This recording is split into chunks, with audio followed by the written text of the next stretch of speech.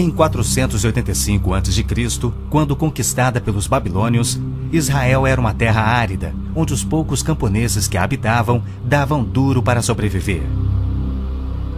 Esta era a terra que Deus havia prometido para Abraão, Isaque e Jacó, e aos seus descendentes para sempre. Toda a terra que você está vendo, darei a você, Abraão, e a sua descendência para sempre. A terra não poderá ser vendida definitivamente, porque ela é minha. O povo que orgulhosamente habitava a terra prometida foi dizimado, espalhado e levado à Babilônia, onde passou 70 anos, conforme predito por Jeremias.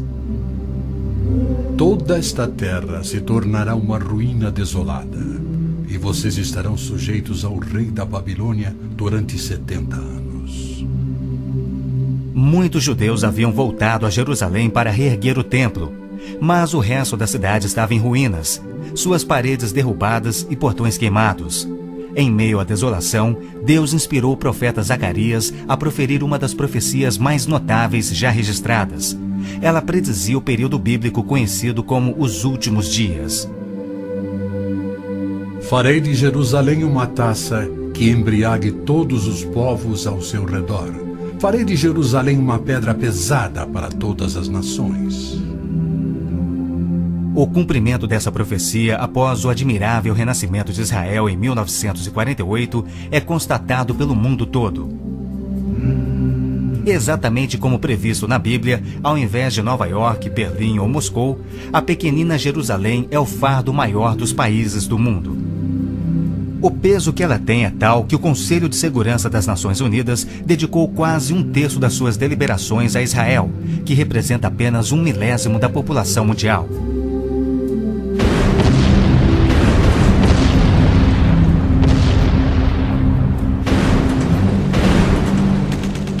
Jerusalém não seria o problema número 1 das Nações Unidas se a nação de Israel fosse facilmente intimidada, mas os seus militares são os melhores do mundo.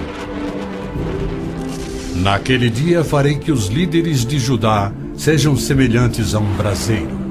Eles consumirão todos os povos ao redor. O Senhor protegerá os que vivem em Jerusalém.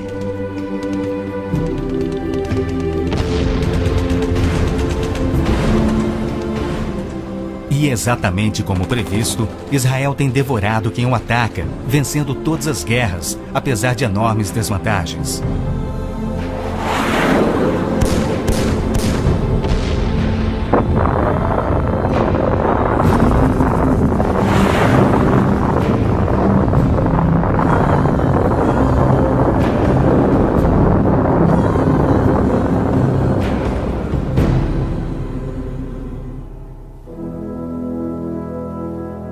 O anjo Gabriel revelou a Daniel que Jerusalém seria reconstruída e que após 483 anos viria o Messias.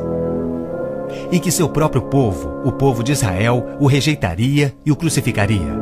Que a cidade e o templo ficariam outra vez em ruínas. E foi assim que aconteceu. Depois o ungido será morto e já não haverá lugar para ele. A cidade e o lugar santo, o templo, serão destruídos pelo povo do governante que virá. Jesus entrou em Jerusalém no dia exato da profecia, foi aclamado como Messias e depois rejeitado. Jesus mesmo profetizou: Eu lhes garanto que não ficará aqui pedra sobre pedra, serão todas derrubadas. E serão levados como prisioneiros para todas as nações. No ano 70 DC, exatamente como Cristo previu, os exércitos romanos sob Tito saquearam Jerusalém, derrubaram o templo de Herodes e não deixaram pedra sobre pedra. Mais de 1 milhão de judeus foram mortos e o remanescente espalhado pelas nações. Vocês serão desarraigados da terra em que estão entrando para dela tomar posse. Então o Senhor os espalhará pelas nações, de um lado ao outro da terra. Os profetas de Israel também previram o antissemitismo, que perseguiria os judeus por toda parte.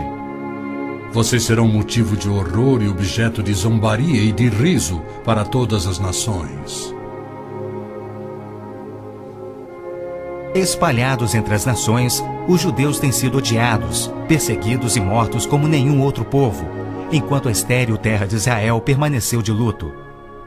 Após sua visita em 1867, o escritor Mark Twain escreveu: Belém, a terra em que os anjos cantaram não é habitada por criatura alguma. A Palestina se recobre de pano de saco e cinzas, desolada e sem beleza. Em outra de suas profecias admiráveis, Jesus declarou: Jerusalém será pisada pelos gentios, até que os tempos deles se cumpram. Jerusalém foi disputada por todos os grandes povos da história. Babilônios a dominaram, depois os medo-persas. Alexandre o Grande tomou a Palestina para os gregos em cerca de 300 a.C. Depois foram os egípcios, seguidos pelos assírios e então os romanos. Invasores islâmicos se apoderaram dela, mas foram depostos nas cruzadas. Mais tarde, os mamelucos islâmicos do Egito a tomaram. Depois, os turcos otomanos reinaram por 4 séculos. E ao longo destes séculos, os judeus ali viveram e sofreram. O pleno cumprimento das profecias bíblicas sobre Israel, Jerusalém e os judeus é a prova incontestável da existência de Deus e da veracidade bíblica. Muitos pensam que as cruzadas católicas libertaram a Terra Santa para os judeus, quando, na verdade, massacraram os judeus e tomaram a terra para a Igreja Católica. O Papa Urbano II, que organizou a primeira cruzada, desafiou seus seguidores a seguirem a estrada para o Santo Sepulcro, tomando a terra daquela raça malvada e sujeitando-a ao seu domínio. Hordas de voluntários, ostentando a bandeira da cruz, massacraram os judeus, a linhagem terrena de Cristo. Isso por todo o trajeto a Jerusalém. O líder da cruzada, Godofredo de Bouillon, jurou que se vingaria pelo sangue de Cristo, matando até o último dos judeus. Ao tomarem a cidade de Davi, seus homens perseguiram os judeus até a sinagoga e atearam fogo nela. Os papas subsequentes trataram os judeus como leprosos sem qualquer direito. Entre estes, Pio VII, Leão XII, Pio VIII e Gregório XVI. O abuso de Hitler contra os judeus alemães antes da Segunda Guerra descortinou um antissemitismo fervilhante que se estendeu por todo o mundo. Ao navio transatlântico St. Louis, abarrotado com 1.100 refugiados judeus, foi negado acesso a todos os portos nas Américas do Sul, Central e do Norte.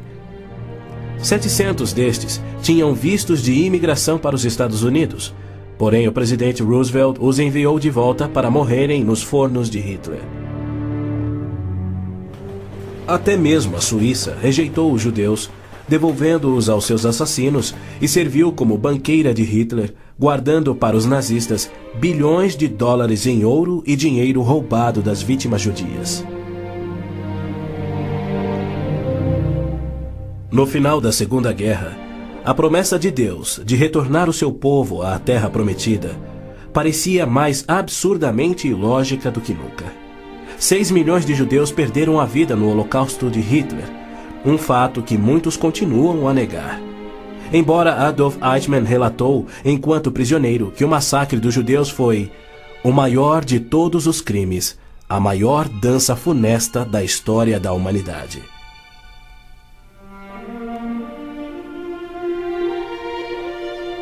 E o mais incrível é que, após a guerra, centenas dos esqueléticos sobreviventes, libertados dos campos de extermínio, foram mortos em toda a Europa.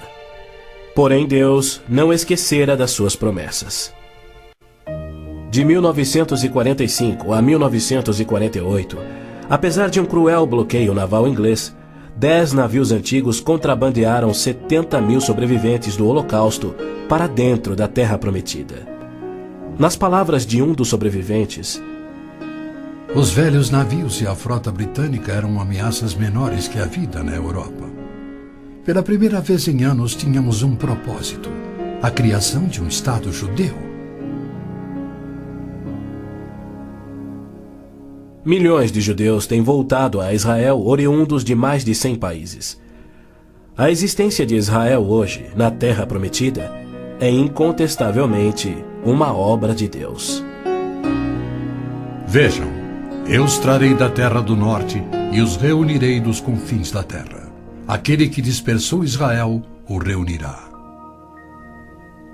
Em novembro de 1947, as Nações Unidas adotaram a sua Resolução 181. Ela dividia a Palestina, dando 18% aos judeus e 82% aos árabes. E tornou Jerusalém uma cidade internacional que, conforme o Vaticano também insistiu, nunca poderia ter domínio judeu. O mundo árabe rejeitou esta resolução e exigiu toda a Palestina. Até hoje, nenhum mapa árabe admite a existência de Israel.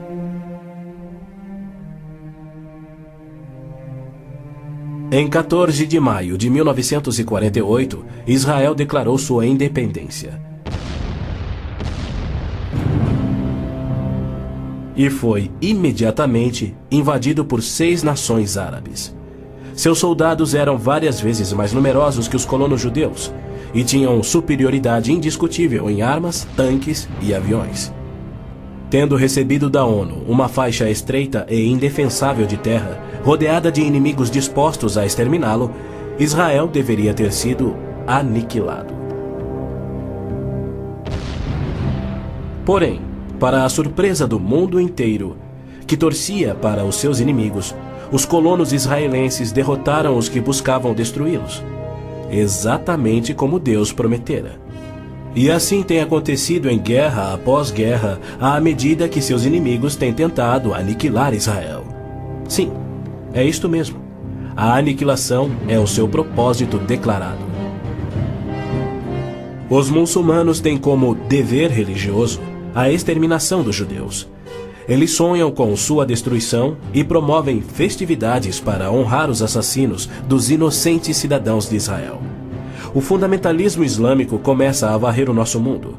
O próprio Maomé declarou: A última hora não virá antes que os muçulmanos lutem contra os judeus e os muçulmanos os matem. Mas por que a imprensa chama os terroristas muçulmanos de radicais e extremistas?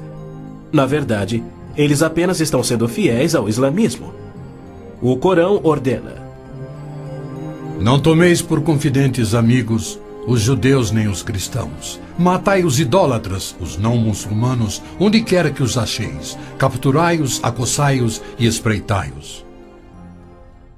Líderes muçulmanos, religiosos e políticos ameaçam os judeus como fazia Hitler na TV, pelo rádio e alto-falantes nas ruas e nas mesquitas. Quando Gaddafi brada: a batalha de Israel será tal que Israel deixará de existir, ele fala por todos. O extermínio de Israel é transmitido aos muçulmanos desde o aleitamento. Um ministro da educação da Síria escreveu: O ódio com que doutrinamos as mentes dos nossos filhos desde o parto é sagrado. Um livro-texto de adolescentes egípcios declara: Israel não viverá se os árabes forem firmes no seu ódio. E um livro de pré-adolescentes diz: Os árabes não desistem de trabalhar em prol do extermínio de Israel. É uma loucura Israel tentar firmar acordos de paz com inimigos como estes, mas a pressão mundial o obriga a isto. Na Guerra de Yom Kippur de 1973, milhares de tanques atravessaram simultaneamente o Sinai, oriundos do Egito, e descendo o Golã a partir da Síria num ataque surpresa cuidadosamente orquestrado. As forças militares de Israel estavam todas de licença, celebrando a mais sagrada de suas festas religiosas, levando, portanto, 3 dias para que se mobilizassem. 300 mil israelenses enfrentaram 1,2 milhões de árabes. Escapando por um fio da derrota, Israel sofreu pesadas baixas. Mas, em cumprimento incontestável da admirável profecia de Zacarias, de que as tropas judias seriam como fogo que consumiria as nações vizinhas, Israel expulsou os seus inimigos. Em retaliação por ter se defendido, 61 nações romperam relações diplomáticas com Israel, enquanto nenhuma nação repreendeu os árabes por seu ataque surpresa. Este tenso e custoso estado de alerta de Israel tem sido manipulado de modo a acusá-lo de perpetrador de violência infundada contra vizinhos amantes da paz. O antissemitismo é uma força motriz da mídia mundial, que é muito influenciada pelo dinheiro do petróleo. Não se veicula nenhuma crítica aos árabes e suas repetidas ameaças de extinção de Israel. Quando Israel deportou 400 terroristas do Hamas e do Jihad Islâmico por terem matado e mutilado centenas de seus civis, foi criticado pela mídia internacional e censurado pelas Nações Unidas. Mas quando o Kuwait deportou 300 mil palestinos, em sua maioria civis inocentes, a mídia fez pouco caso e as Nações Unidas ignoraram o fato. As Nações Unidas são flagrantemente pró-árabes e contra Israel. As chamadas Forças de Paz das Nações Unidas no Líbano abrigaram terroristas da OLP, ofereceram suas instalações para treinar terroristas, forneceram equipamento militar e auxiliaram as equipes de terroristas a caminho de atacarem Israel. Quando Israel se viu pressionado a ponto de invadir o sul do Líbano para expulsar a OLP, descobriu na área das Nações Unidas estoques suficientes de armamentos para sustentarem uma invasão de 1 milhão de homens. E a maioria, incrivelmente, era avançada demais para ser operada pela OLP e era obviamente destinada a uma invasão soviética. A ONU já condenou Israel mais de 370 vezes por ter se defendido, porém nunca condenou os terroristas ou os seus agressores. 2 anos após a Olimpíada de Munique, em que a OLP assassinou 11 atletas israelenses, Arafat, o seu líder, foi convidado para falar na Assembleia Geral da ONU. E foi recebido como herói, embora clamasse pela extinção de Israel. O então secretário-geral da ONU, Boutros Ghali, declarou: Os judeus devem abrir mão de sua condição de nação e do Estado de Israel para serem assimilados como uma comunidade do mundo árabe. O Domo da Rocha, no cume do Monte Moriá, está situado no coração de Jerusalém. Esta edificação de 141